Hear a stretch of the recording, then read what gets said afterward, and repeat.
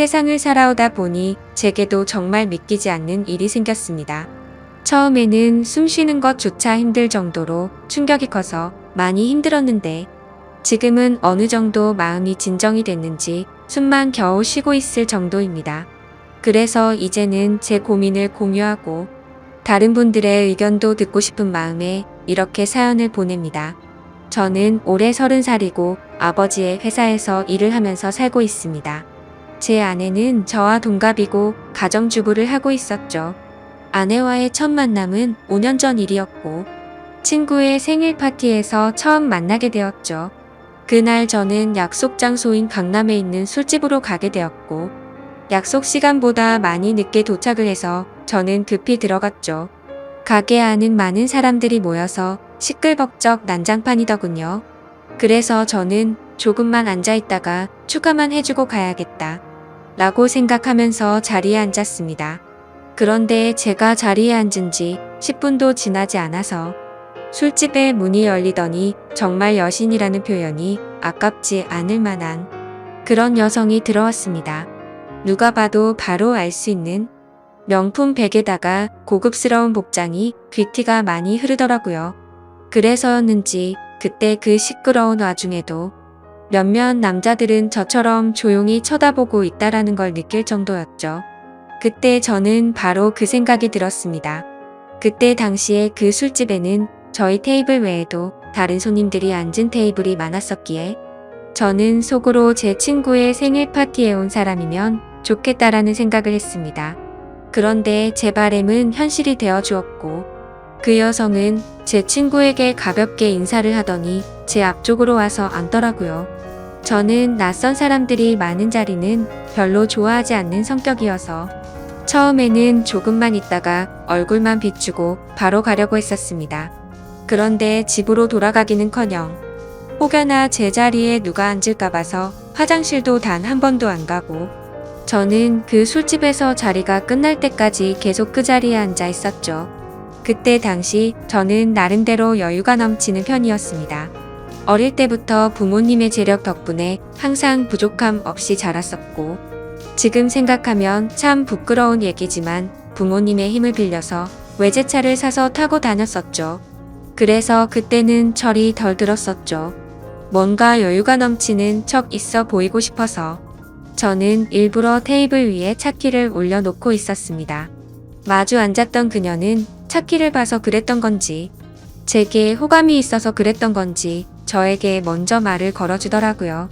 지금 생각해보면 제가 여유가 넘쳐 보여서 그랬던 것 같다라는 생각이 들긴 하네요. 아무쪼록 그녀는 딱히 직업이 있었던 건 아니었고 모델 활동을 한다고 하더군요.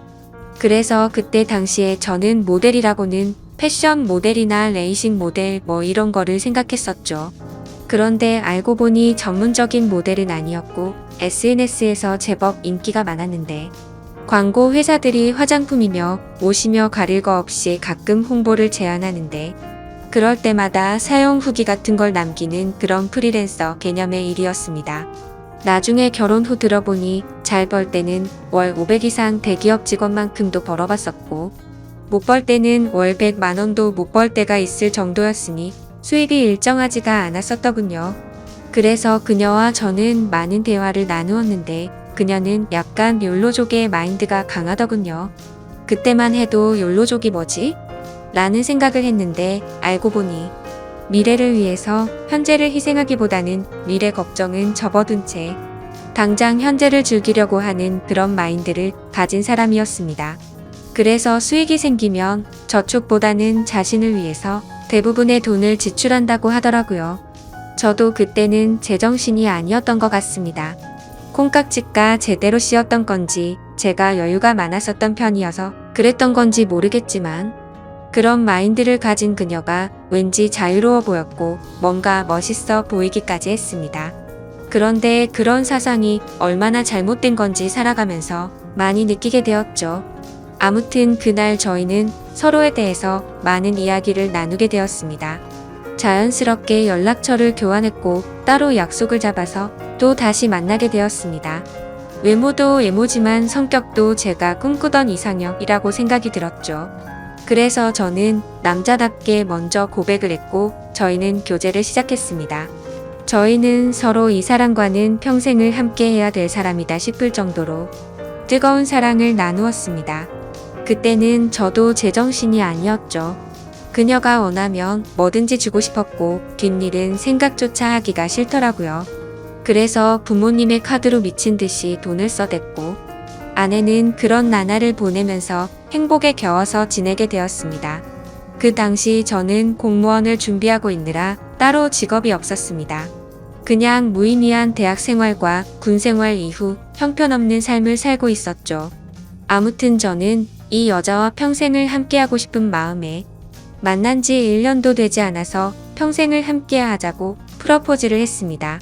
제 아내는 제 프러포즈를 받아주었고 저희는 그렇게 어리다면 어린 나이에 빨리 결혼을 하게 되었습니다.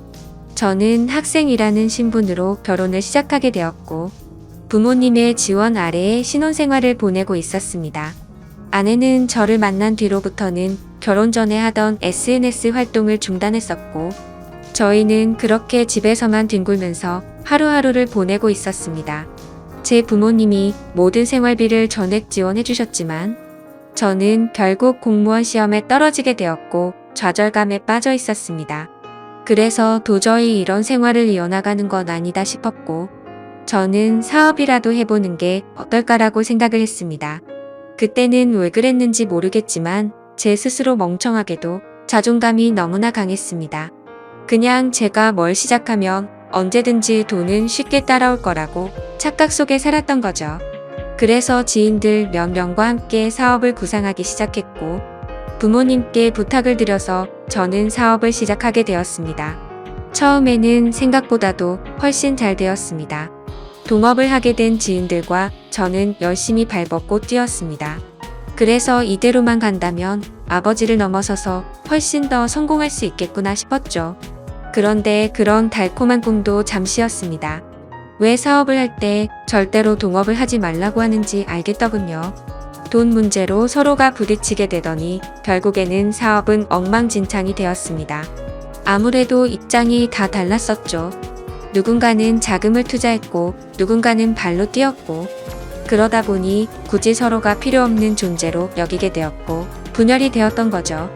결국 남보다 더 못한 사이가 되면서 서로가 각자 제 갈 길을 가게 되었고 엎친 데 덮친 격으로 제가 했던 사업의 시장도 경쟁이 치열해졌습니다.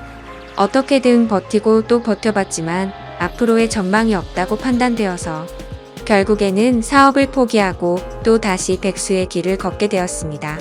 그때부터는 점점 부모님 뵙기도 부끄러웠고 제 자신에 대한 자존감이 낮아질 대로 낮아졌습니다. 저는 신경이 날카로워졌고 그런 저를 걱정해 주시는 부모님과도 큰 싸움을 하게 되었습니다. 무슨 자신감인지 다 필요 없으니까 저한테 연락을 하지 말라고 하면서 부모님과 연락도 끊게 된 거죠. 부모님도 그때는 지칠 대로 지치셨는지 완강하셨습니다. 무엇보다도 아내는 그런 제게 엄청나게 불만을 가졌고 매일같이 짜증을 냈습니다. 지금 당장 우리 둘 다 수입이 없는데 그렇게 싸우면 우리 생활을 어떻게 하느냐고 말이죠. 그래서 저는 쓸데없는 자존심으로 내가 어떻게든 먹여 살릴 테니까 걱정하지 말라고 했고 그날부터 할 수 있는 일은 뭐든지 했습니다. 쓸 수 있는 게 몸뚱아리밖에 없다 보니 배달 대행도 해보고 대리기사도 뛰었습니다. 그렇게 1년 동안 겨우 입에 풀칠하면서 버텨갔지만 도저히 미래에 대한 비전이 안 보였습니다. 그래서 결국 저는 부모님께 사죄를 드리게 되었습니다. 그동안 실망시켜드린 죄스러운 마음을 보답하기 위해서 아버지 회사로 들어갔습니다. 아버지 회사는 동생이 대학을 포기한 채 사업을 돕고 있었고 동생이 그 사업을 이을 예정이었습니다. 저 또한 아버지의 뒤를 이을 생각으로 들어간 건 아니었고 그래도 하루 벌어 하루 먹고 사는 인생보다는 기술이라도 배우는 게 낫겠다 싶어서 들어가게 된 거였죠. 동생의 밑에서 일을 배워가며 했지만 기분이 나쁜 건 전혀 없었습니다. 1년 동안 더 뼈저리게 사회생활이 힘들다라는 걸 깨달은 덕분이었죠. 그래서 그동안 부모님 카드로 돈을 막무가내로 쓰던 지난해를 반성하게 됐고 오히려 그동안의 잘못을 뉘우치면서 저는 부모님의 신뢰를 얻기 위해 정말 열심히 살았습니다. 그렇게 하다 보니 좋은 결과들이 점차 뒤따라오기 시작하더라고요. 기존의 업체들보다 제법 규모가 큰 업체들이 운 좋게 거래처로 들어오게 되었습니다. 그 후 저의 출근 시간은 매일 새벽 6시가 되었고 퇴근은 저녁 10시 이후에 하는 생활이 이어졌습니다. 그런 생활이 이어지다 보니 자연스럽게 몸과 마음은 점점 힘이 들었죠. 하지만 과거 부모님 등쳐먹으면서 백수로 지낼 때보다는 훨씬 나았습니다. 항상 떳떳하지 못했던 제 자신이 이제서야 사람 취급받을 수 있겠구나 싶었고 제 스스로를 안도하면서 힘을 내고 있었죠. 이렇게 열심히 땀 흘려가면서 사는 게 맞구나 싶으면서 말이죠. 그때쯤에 아내는 휴대폰을 바꿔달라고 하더라고요. 그래서 저는 신규로 가입하는 게 저렴하길래 신규로 하나 사주었습니다. 제 아내는 연애 시절부터 그랬지만 항상 휴대폰을 손에서 놓지 않고 살았습니다. 여자들이 원래 핸드폰으로 이것저것 많이들 하니까 뭐 그러려니 했었죠. 그런데 힘들게 일하고 들어왔는데도 얼굴은 마주치지도 않고 대화할 틈 없이 매일같이 휴대폰만 보고 있는 게 못마땅하긴 했습니다. 그래도 예전처럼 돈도 펑펑 쓰게 못해주는데 그런 사소한 것까지 건들고 싶지는 않았습니다. 그렇게 힘든 하루하루를 보내고 있었는데 저는 최근에 업무가 과했던 건지 약간 몸에 무리가 오더라고요. 그래서 그날은 병원에 가서 검사를 받았고 영양제 주사를 맞고는 일찍 집으로 들어갔습니다. 그런데 집에 있어야 할 아내가 집에 없더라고요. 저는 아내에게 어디 갔냐고 연락을 했고 한참 동안 연락이 없었습니다. 평소에 항상 휴대폰을 분신처럼 끼고 사는 사람이 연락이 없으니까 뭐지 싶었죠. 그러다 저는 몸이 너무 좋지 않아서 저도 모르게 잠이 들었고 제가 연락을 한 지 거의 2시간이 지나서 아내에게서 답장이 와 있더라고요. 친정에 왔는데 잠깐 잠들었었다며 지금 집에 들어온다고 하더군요. 그래서 그때는 큰 의심 없이 그냥 그런가 보다 했습니다. 그러다 결국 사건이 터지고 말았습니다. 저는 병원을 다녀온 뒤로 무리하다가는 큰 일 생길 수도 있으니 주말에는 좀 쉬라고 하더군요. 그래서 모처럼 주말에 아내와 초저녁부터 외식을 하면서 술을 한잔하고 있었죠. 그렇게 한창 술을 마시다 아내는 화장실에 갔고 아내 가방에서 카톡 소리가 나더라고요. 저희는 연애할 때부터 서로의 휴대폰을 보지 않기로 약속했었는데 갑자기 무슨 생각인지 저도 모르게 아내의 휴대폰을 집어들어서 보게 됐습니다. 휴대폰은 잠금 상태가 되어 있었고 얼마 전에 아내 휴대폰을 사주면서 제가 등록해 두었던 패턴으로 풀어봤습니다. 아직 패턴을 바꾸지 않았는지 바로 풀리더라고요. 근데 카톡 내용을 보니 나와라고 와 있었습니다. 저는 그 메시지를 보는 순간 이건 뭐지 싶었죠. 누가 유부녀인 아내에게 이따위로 말을 하나 싶었고 기분이 더러웠습니다. 그래서 상대방의 카톡 프로필을 보니 50대 정도 되어 보이는 남자의 사진이더군요. 그때부터 뭔가 의심이 됐고 급속도로 분노가 치밀어 오르더라고요. 그래서 그 남자에게 곧장 전화를 했습니다. 그 많은 사람이 있는 곳에서 소리를 질렀습니다. 나의 지 남편인데 네가 뭔데 나오라 말하고 이따위 카톡을 보내냐며 욕을 했습니다. 그러자 상대방은 말을 더듬더라고요. 죄송합니다. 앞으로 다시는 연락 안 할게요. 정말 죄송합니다 이러더군요. 그래서 저는 뭐가 죄송하냐고 계속해서 추궁을 했죠. 근데 몇 분 동안이나 그 정신 나간 놈은 죄송합니다 라고만 할 뿐 제가 묻는 말에는 하나도 대답을 안 하더라고요. 그때부터는 더 이상 의심이 아니라 확신이 되었습니다. 아내는 잠시 후에 자리로 돌아왔고 저는 아내 휴대폰을 들고 있었습니다. 그 모습을 보고 아내는 곧바로 왜 남의 휴대폰 함부로 들고 있냐면서 짜증부터 내더라고요. 저는 헛웃음이 났고 아내에게 물었습니다. 뭐 숨기는 거 있냐고. 도대체 왜 그렇게 화들짝 놀라면서 화내냐고 물었죠. 아내는 휴대폰을 가져가서 자신에게 온 카톡 내용을 봤는지 잠시 생각하더니 말하더군요. 설마 오해하는 건 아니지? 라며 예전에 광고 의뢰하셨었던 사장님인데 연락이 온 거라고 하더라고요. 그래서 저는 너는 아는 사람한테 문자를 그따위로 보내는 사람 봤냐고 물었습니다. 그러자 아내는 그러게 이 사람 제정신이 아닌가 본데? 라며 시치미를 떼더군요. 저는 말했습니다. 내가 이미 그 사람한테 전화했고 그 사람이 다 인정하고 사과까지 했는데 끝까지 거짓말하려고 하냐고 말했습니다. 외도를 했다고 듣지는 않았지만 일부러 아내를 떠보려고 그렇게 말해봤습니다. 그러자 아내는 통화 내역을 확인하더니 조용히 있다가 미안하다고 하더라고요. 제발 그 말이 나오지 않기를 바랬습니다.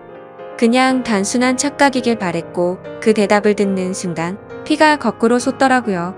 이게 미안하다고 될 일이냐고 말했고 그동안 있었던 일에 대해서 솔직하게 말하라고 했습니다. 지금부터 거짓말 하나라도 하면 연락 온 그놈 당장 찾아가서 다 엎어버리고 네가 한 짓도 너희 친정에 가서 다 말한다고 했죠. 그러자 아내는 그동안 있었던 사실을 말했습니다. 아내도 처음부터 이러고 싶지 않았답니다. 제가 배달 대행의 대리기사까지 하면서 한창 힘들게 지내던 때 자신도 도움이 되고 싶은 마음에 다시 SNS를 시작하게 되었다고 하더군요. 그런데 한참을 쉬어서 그런지 예전처럼 광고가 들어오지 않았고 이 남자에게서 메시지가 왔다고 하더라고요. 그냥 딸을 잃어서 너무 그리워서 그런데 만나서 밥만 먹어줄 수 없겠냐며 부탁을 들어주면 30만 원을 준다고 했다더군요. 그래서 혹시라도 이 남자가 헛짓거리하면 바로 경찰에 신고를 할 생각을 가졌고 밥만 먹고 30만 원이나 챙기자 싶어서 나갔답니다. 그런데 그 사람은 아주 젠틀했고 약속대로 밥만 먹었는데도 30만 원을 줬답니다. 그렇게 만남을 몇 번 더 이어가다 보니 지금까지 연락을 주고받았다고 말하더군요. 저는 단도직입적으로 물었습니다. 그래서 어디까지 간 거냐고 물었죠. 아내는 엄청 놀라면서 절대로 그러지 않았다고 하더라고요. 저는 또 아내를 떠봤습니다. 제발 아니길 바라는 마음으로요. 너 지금 또 거짓말 하냐고 그 남자한테 이미 다 들었다고 하니까. 아내는 갑자기 눈물을 흘리면서 진짜 미안하다면서 당신이 너무 힘들어 보여서 그랬다네요. 그런 모습을 보니 숨이 막혔고 어디서부터 어떻게 잘못된 건지 머리가 띵하더라고요. 그때부터는 저도 미친 듯이 말을 내뱉었습니다. 네가 이따위로 내 뒤통수를 치냐며. 내가 힘들어서 그랬던 거면 여지껏 그 더러운 돈 받은 거 어디 갔냐고 했습니다. 아무 대답도 없더라고요. 도저히 이해가 되지 않았습니다. 제가 힘들어 보여서 그랬다더니 그 더러운 돈으로 뭐 했을지 뻔히 보였죠. 저는 도저히 그 자리에서 같이 얼굴을 마주할 자신이 없어서 일단 집으로 꺼지라고 하고는 저는 그 자리를 떴습니다. 그날 이후로 저는 밥은 하루에 한 끼도 제대로 먹지도 못하고 억지로 먹어도 심각한 스트레스 때문인지 전부 토하게 되었습니다. 며칠이 지나서 아내를 불렀습니다.